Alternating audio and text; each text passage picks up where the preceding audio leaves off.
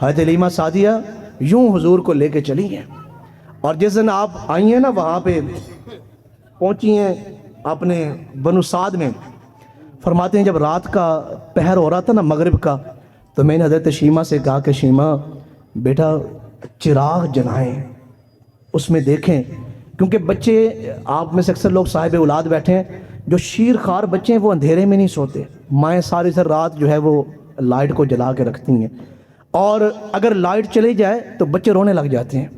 تو حضرت حلیمہ سعدیہ نے فرمایا کہ چلے ہمارا جو بیٹا ہے نا عبداللہ وہ تو عادت ہو گئی ہے، اب یہ جو مکی ہمارا بیٹا ہے یہ تو اندھیرے میں نہیں سوئیں گے۔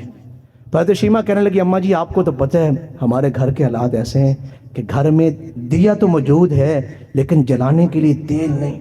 تو کہتے میرے دل میں یہ خیال آیا چلے پہلے میں حضور کو دودھ پلا لوں، چونکہ اونٹنی پہ تھے ہم، تو میں نے حضور کے رخ انور پہ نا جو کپڑا دیا ہوا تھا، میں نے حضور کے رخ انور سے جیسے ہی کپڑا ہٹایا تو اللہ کی قسم ہے میرا کمرہ حضور کے رخ انور سے اس قدر روشن ہوا جیسے چودھویں کا چاند یہاں پہ اترا ہوا ہے۔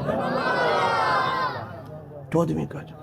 کتنے سال رہے ہیں حضور پھر وہاں پہ؟ 4 سال۔ حضرت حلیمہ سعدیہ کے ہاں 4 سال حضور رہے ہیں۔ 4 سالوں میں حضرت حلیمہ سعدیہ کہتی ہیں ایک دن بھی ہم نے چراغ نہیں چلایا، کہ حضور سونے اتنے تھے۔ قریب کی دائیاں بھی ہم سے پوچھتی تھیں کہ اے حلیمہ ذرا بتا تو صحیح کون سا چراغ تو رات کو جلا کے رکھتی ہے کہ تیل تیرے پاس ختم نہیں ہو رہا؟ تو میں نے کہا نہیں میرے پاس تو اس دن سے میں نے سارے چراغ توڑ دیے تھے جس دن میں حضور کو لے کے آئی تھی۔ کتنی بڑی بات ہے۔ اور یہ وہ خواتین جن کے مقدر میں حضور کی خدمت نہیں تھی اور وہ دیگر بچے لے کے آ گئی، حضرت حلیمہ سعدیہ کہتی ہیں وہ عورتیں اکثر کہتی حلیمہ کتنا اچھا ہوتا اگر حضور کو ہم لے کے آتی۔ حضرت شیمہ کی ایک بات نہ سناؤں آپ کو، حضرت شیمہ فرماتی ہیں جب حضور نہیں تھے آئے نا تو بنو سعد کی کوئی بچی میری سہیلی بننے کے لیے تیار نہیں تھی، اگر میں کسی کے پاس کھیلنے کے لیے جاتی وہ مجھے اٹھا دیتی۔ غربت نے چھینے سنگھار کیسے کیسے اور پھر دکھائے مجھے دار کیسے کیسے، اور راہ الفت میں کوئی مجھ سے پوچھے لٹا ہوں میں ہر بار کیسے کیسے، میں کیسے بتاؤں کہ میری غربت نے چھینے ہیں مجھ سے میرے یار کیسے کیسے۔ کوئی سہیلی بنانے کے لیے مجھے تیار نہیں تھی، اپنے پاس نہیں بیٹھنے دیتی، شیمہ تو ہمارے ساتھ نہ بیٹھ۔ کہتے ہیں جب حضور میرے ہاں تشریف لے آئے نا، حضور میرے ہاتھوں میں ہوتے تو میں آگے آگے چل رہی ہوتی اور ساری بچیاں میرے پیچھے پیچھے چل رہی ہوتی، اور مجھے کہتے شیمہ رک تو صحیح ہمیں اپنی سہیلی بنا لے، ہمارے ساتھ بیٹھ کے کھیل، جب تک بکے نہ تھے کوئی پوچھتا نہ تھا، آقا آپ نے خرید کے انمول کر دیا۔ کہتی ہے کہ میں پھر فخر سے کہتی تم اپنے بھائیوں کے ساتھ کھیلو، میں اپنے بھائی کے ساتھ کھیلتی ہوں۔ تو کہتی ہے اللہ کی قسم ہے شیمہ ہم اپنے بھائیوں کو صرف اٹھا کے لاتی ہیں صرف بہانے کے طور پہ، حقیقت میں تو ہم تیرے بھائی کو دیکھنے کے لیے آتی ہیں۔ کتنی بڑی بات۔ اس لیے تو حضرت خواجہ غلام فرید نے کہا تھا کہ میرا عشق بھی تو، میرا یار بھی تو، میرا دین بھی تو، ایمان بھی تو، میرا قبلہ کعبہ مسجد حرم مصحف قرآن بھی تو، میرے فرض فریضے حج زکاتہ صوم صلاۃ اذان بھی تو، میرا ذکر بھی تو، میرا فکر بھی تو، میرا ذوق بھی تو، وجدان بھی تو، میرے کھمڑا گاجاں بادل برکھاں بارش تے باران بھی تو، میرے دکھ سکھ رومن کھلن بھی تو، میرے درداں دا درمان بھی تو، میرا مٹھڑا ساول شام سلونا من موہن تے جانان بھی تو، جے یار فرید قبول کریں سرور بھی تو، سرکار بھی تو، نالے کل نبیاں دا سلطان بھی تو، میں مقدی گل مکا چھوڑا میرا دین بھی تو، ایمان بھی تو۔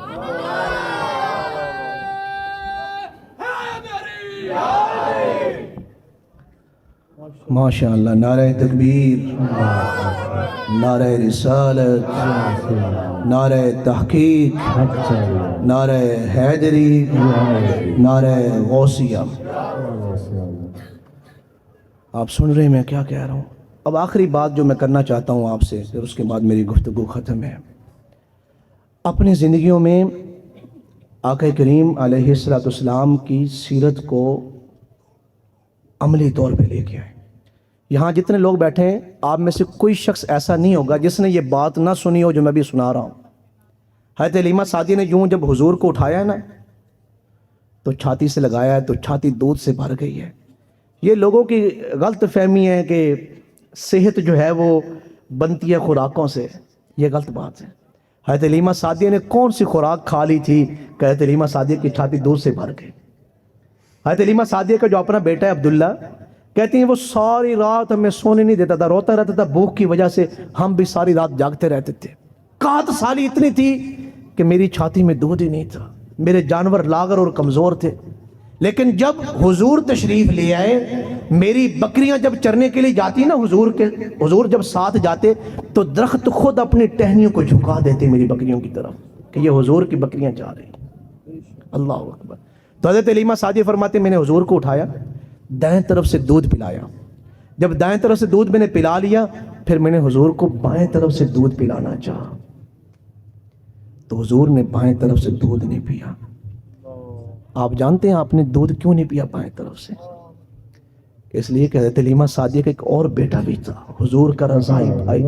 حضور جانتے تھے یہ میرے دوسرے بھائی کا حق ہے۔ علماء سے پوچھے 2 سال تک حضرت حلیمہ سعدیہ فرماتی ہیں میں نے حضور کو دودھ پلایا، حضور نے کبھی دوسری طرف سے دودھ نہیں پیا، ایک طرف سے دودھ پیا۔ اس کا کیا مطلب تھا کہ اگر آپ امیر لوگوں کے گھروں میں داخل ہو گئے ہیں، اس کا مطلب یہ بھی نہیں کہ آپ غریب بچوں کے جذبات کو مجروح کر دیں۔ یہ ہمارے ملک میں جتنے خطرناک قسم کے واقعات ان دنوں ہو رہے ہیں، کہ پچھلے دنوں جو نوجوان ایک معظم نامی دھرنے میں جو شخص جو ہے وہ شہید ہوا ہے، آپ نے اس کی تصویریں دیکھی ہیں کہ قریب بچے کھڑے ہوئے اس کے اور بابا بابا کہہ کے اس کو اٹھا رہے ہیں، اور باقی سارے لوگ اپنے معاملات میں ہیں، کوئی اس طرف توجہ ہی نہیں کر رہا۔ مجھے اس بات میں کوئی وہ دو رائے نہیں میری کہ ارشد شریف صاحب جو قتل ہوئے ہیں وہ ان کا ہمیں دکھ نہیں، بہت دکھ ہے، مگر یہ دوہرا معیار آپ کو کس نے سکھایا ہے؟ ہمارے ہاں کتنے لوگ اس طرح کے، یہ مارچ میں، یہ جو مارچ 2022 گزرا ہے، فیصل آباد میں ایک عتیق نامی شخص نے خودکشی کی تھی، ساتھ اس نے 2 بیٹیوں کو قتل کیا، اس کی بیوی پہلے فوت ہو چکی تھی، 2 بیٹیوں کو اس نے قتل کیا، بعد میں اس نے خودکشی کی ہے۔ آپ جانتے ہیں اس کے وہ پیغامات اور اس کی وہ آڈیو آج بھی موجود ہیں، آن لائن ریکارڈ میں ہے۔ اس نے کس لیے یہ سارا معاملہ کیا؟ اس نے کہا کہ اس کے اوپر 1.5 لاکھ روپیہ قرض تھا کسی کا، اور کسی ایک آدمی کا قرض نہیں تھا، کسی کا 5,000، کسی کا 2,000، کسی کا 10,000۔ تو کہا مجھے قرض داروں نے اتنا تنگ کر دیا کہ مجھے خودکشی کرنا پڑی۔ اور پھر دوسری بات اس نے کہی، حالانکہ اس دور میں 1.5 لاکھ روپیہ کیا رقم ہے، یا 1.5 لاکھ روپیہ کیا قرض ہے؟ قیامت والدین ایک تاجر آئے گا، حدیث شریف میں ہے، اس کو نا جب فرشتے اس کے نامہ مال تولیں گے تو ایک نیکی اس کے پلڑے میں نہیں ہوگی، ایک نیکی۔ تو فرشتے اس سے کہیں گے یار تو ایک نیکی کر لینا، ایک نیکی بھی نہیں کی، تو وہ کہے گا ہاں بس ایک نیکی بھی میں نہیں کر سکا۔ تو فرشتے کہیں گے اچھا تیرے اندر کوئی اچھی عادت جس پہ تو سمجھتا ہے کہ یہ میری اچھی بات تھی میرے اندر، تو وہ کہے گا ہاں ایک بات میرے اندر تھی، جب لوگ مجھ سے کوئی سامان لے کے جاتے نا، اگر وہ وقت پر پیسے دینے نہ آتے تو میں پیچھے پھیرے نہیں لگاتا تھا۔ یہ جو ہمیں عادت ہے نا کیسی، ہم بار بار گھر میں جاتے ہیں، یار بندہ چنگا نہیں لگتا، روزانہ ڈیرے تے آوے پیسے منگا، کہا میں کبھی نہیں گیا۔ اگر کوئی استطاعت نہیں رکھتا تھا میرا قرض لٹانے کی تو میں اس کو معاف کر دیتا تھا۔ فرشتے کہیں گے یہ بات تو بڑی اچھی ہے، یہ حدیث شریف میں آپ کو سنا رہا ہوں۔ اسے پکڑیں گے اللہ کے حضور لے آئیں گے اور کہیں گے یا رب العالمین اس بندے کے ہاں نیکی کوئی نہیں، ساری زندگی میں ایک نیکی بھی نہیں، لیکن اس نے ایک بڑی اچھی بات ہمیں بتائی ہے، ہم چاہتے ہیں کہ یہ بات آپ بھی سنیں۔ حالانکہ اللہ جانتا ہے، اللہ اس سے باخبر ہے، اللہ فرمائے گا سنا بھی میرے بندے، تو وہ یہ بات سنائے گا۔ تو حضور نے کیا فرمایا، جب وہ تاجر یہ بات سنا رہا ہوگا تو اللہ مسکرائے گا، اللہ فرمائے گا کیا تو ہم سے بڑا سخی ہے؟ تو نے دنیا میں ہمارے بندوں سے قرضے کے بارے میں نہیں پوچھا، آج ہم تجھ سے تیرے اعمال کے بارے میں نہیں پوچھ رہے۔ سبحان اللہ، سبحان اللہ۔ کسی کا 2 لاکھ روپیہ قرضہ اس عتیق پہ، 2,000 روپیہ، کسی کا 5,000، کسی کا 10,000، 1.5 لاکھ روپیہ قرضہ کیا چیز ہوتی ہے؟ کس طرح کے ہم لوگ ہیں؟ اور پھر اس نے وہ رشتہ داروں کا نا ذکر کیا کہ رشتہ داروں نے مجھے کیسے تنگ کیا، ان کے تلخ رویوں کی وجہ سے مجھے خودکشی کرنا پڑی اور اپنی بیٹیوں کو قتل کرنا پڑا۔ ہم کس معاشرے میں رہتے ہیں؟ اللہ اکبر. حضرت بہلول دانا قبرستان میں بیٹھے تھے تو کسی نے کہا بہلول قبرستان میں کیوں بیٹھے ہوئے ہیں؟ تو آپ نے فرمایا میں ان لوگوں کے پاس بیٹھا ہوں جو مجھے تکلیف نہیں دیتے، جو مجھ سے حسد نہیں کرتے، جو مجھ سے جلتے نہیں، جو مجھے دکھ نہیں دیتے. جب میں یہاں سے اٹھ کے چلا جاؤں گا یہ میری بدخوئی نہیں کریں گے، چغلیاں نہیں کریں گے. ہمارے یہاں بعض دفعہ ایسے ہوتا ہے کہ بلا کہ مہمان آ گیا، او میں تو تیرا انتظار کرن رہا سو، میں قربان جاؤں، او میں صدقے جاؤں، میں واری جاؤں، فلانی چیز لاؤ، فلاں چیز لاؤ. جب وہ اٹھ کے چلا جاتا ہے یار چنگا ہویا جان چھٹی ہے، جب بندہ ہی نہیں سی چنگا، جو آپ نے اس کی تھوڑی بہت خدمت کی ہے وہ پانی میں بہا دی ہے. بہلول دانا کیا کہہ رہے ہیں؟ میں ان لوگوں کے پاس بیٹھا ہوں جو مجھے دکھ نہیں دے رہے، جو مجھ سے حسد نہیں کر رہے، جو مجھ سے چل نہیں رہے، جو مجھ سے تکلیف، مجھے گالی نہیں دے رہے، مجھے غصہ نہیں ہو رہے، میری بےزتی نہیں کر رہے. جب میں یہاں سے اٹھ کے چلا جاؤں گا یہ میری پشت کے پیچھے میری چغلیاں بھی نہیں کریں گے. وہ کسی نے کہا تھا کہ ایک مل دے پر دلوں نہ مل دے، نت پہ ملاون سینے، وکھرے ہو کے کرن برائیاں جڑے ہومن یار کمینے. بازے کئی کئی سال نہ مل دے پر اندروں ہون نگینے، آزم اتھے خون بہاون جتھے یار دے وگن پسینے. اس لیے میرے اور آپ کے آقا و مولا نے کبھی کسی کو تکلیف نہیں دی. حضور نے کبھی کسی کا حق نہیں مارا. کتنی بڑی بات ہے. حضور نے ساری عمر میں کبھی کسی کا دل نہیں توڑا. فرشتے طائف کے موقع پہ فرشتے آ گئے، یا رسول اللہ آپ اللہ سے اجازت لی؟ اللہ نے فرمایا میری طرف سے اجازت ہے، اور لیکن میرے محبوب سے پوچھنا عذاب نازل کرنے سے پہلے. تو فرشتوں نے کہا جناب آپ حکم دیں ہم دونوں پہاڑوں کو یوں ملا دیں اور طائف والوں کو غرق کر دیں. آپ جانتے ہیں حضور نے کیا فرمایا تھا اس وقت؟ کتنی تکلیفیں حضور کو دی گئی میدان طائف میں. اس کے باوجود حضور نے کیا فرمایا؟ فرمایا میں بد دعائیں کرنے کے لیے نہیں آیا، یا میں ظلم یا عذاب مانگنے کے لیے اللہ سے نہیں آیا، میں تو رحمت للعالمین بن کے آیا ہوں.